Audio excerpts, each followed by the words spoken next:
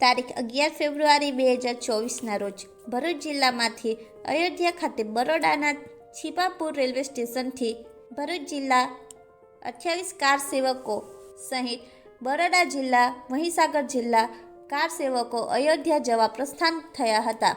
અયોધ્યાથી શ્રી રામચંદ્ર ભગવાનના દર્શન કરવા કાર સેવકો ભરૂચથી અયોધ્યા જઈ રહ્યા છે. હિન્દુ ધર્મ સેના દ્વારા કાર સેવકો શ્રી દેવુભા કાઠી બાપુ અને શ્રી એનસી રાણા બાપુનું ફૂલ હાલ પહેરાવી સ્વાગત કરી અયોધ્યાની યાત્રા માટે પ્રસ્થાન કરવામાં આવ્યા હતા.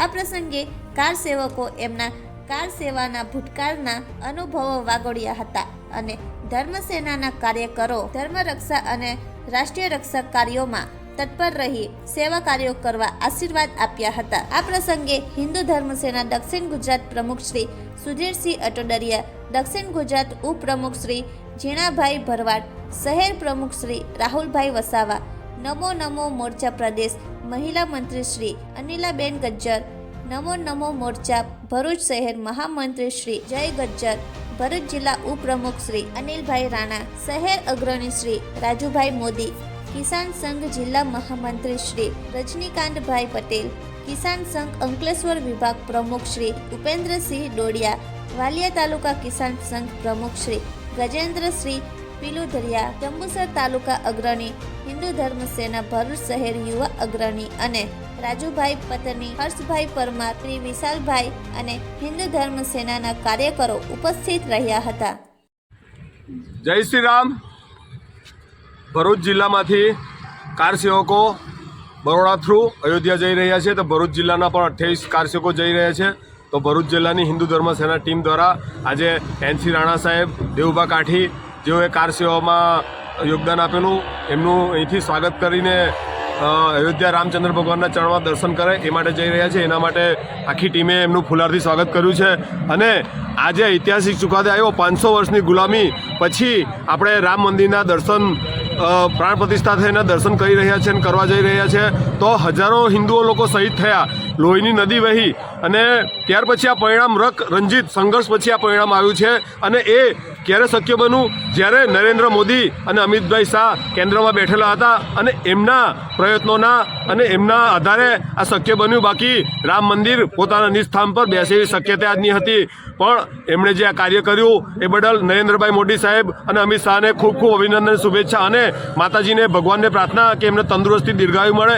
અને 2024માં 400 કી પાર તમામ હિન્દુ સંગઠનો એમની સાથે જોડાશે અને 400ની પાર લોકસભા સીટ લાવી અને ભવિષ્યમાં જે આખી દુનિયામાં હિન્દુઓ માટે રહેવા માટે એક જ રાષ્ટ્ર છે જે હિન્દુસ્તાન કહેવાય, એ હિન્દુસ્તાન આઝાદી પછી મોટામાં મોટું અન્યાય હિન્દુ હાથે થયો. એક ઇસ્લામિક રાષ્ટ્ર બન્યું પાકિસ્તાન અને હિન્દુ તક બિન સાંપ્રદાયિક. કેમ ભાઈ આવો અન્યાય શા માટે કર્યો?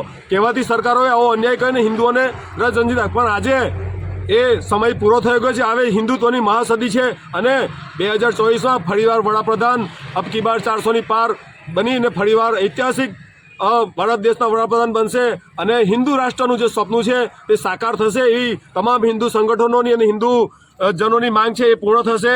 આજે ફરીવાર અભિનંદન, શુભેચ્છા પાઠવું છું કાઠી બાપુ અને એનસી રાણા સાહેબને અને તમામ ભરૂચ જિલ્લાના 28 કાર સેવકોને કે જેઓ અયોધ્યા રામ મંદિરના દર્શન કરવા જઈ રહ્યા છે. અને ભવિષ્યમાં તમામ લોકોને અક્ષત ચોખા અયોધ્યાથી આવેલા છે અને બધાને ઘરે ઘરે હિન્દુ સમાજને પહોંચેલા છે. તમામ લોકો સમયે અયોધ્યા પહોંચશે અને ફરીવાર ખૂબ હિન્દુ સમાજને ગૌરવ માટે અભિનંદન ને શુભેચ્છા પાછું છું.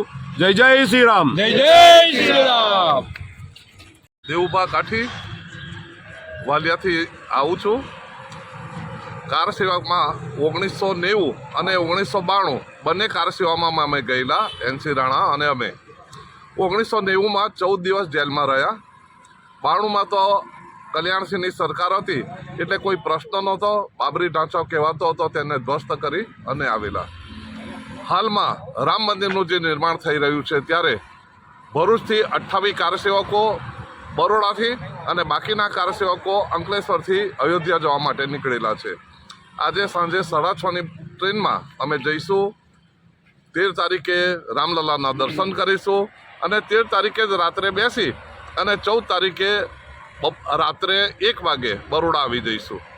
રામલલાના દર્શનની જે અમારે જે હતું કાર્ય કે ભાઈ જે વિશ્વ હિન્દુ પરિષદે કાર્ય કરેલું કે જે રામશિલા, રામ જાનકી રથ, રામ જ્યોતિ, રામ પાદુકા, અસ્થિકુંભ, આ જે વિવિધ છે તે કાર્યક્રમો અન્વયે અમે જે કાર્ય કરેલું અને એના પરિણામ સ્વરૂપ જે જનજાગરણ થયું અને એના પરિણામ સ્વરૂપ જે બાબરી ઢાંચાનો ધ્વસ્ત થયો અને માનનીય ન્યાયાધીશોએ બાબરીના જે એમાં છે રામ મંદિરના એમાં ફેવરમાં ચુકાદો આપ્યો અને અત્યારે રામલલાનું મંદિર બની ગયું છે, ત્યાં પ્રાણ પ્રતિષ્ઠા થઈ ગયું છે, ત્યાં દર્શન કરવા માટે જઈએ છીએ. અસ્તુ. જય જય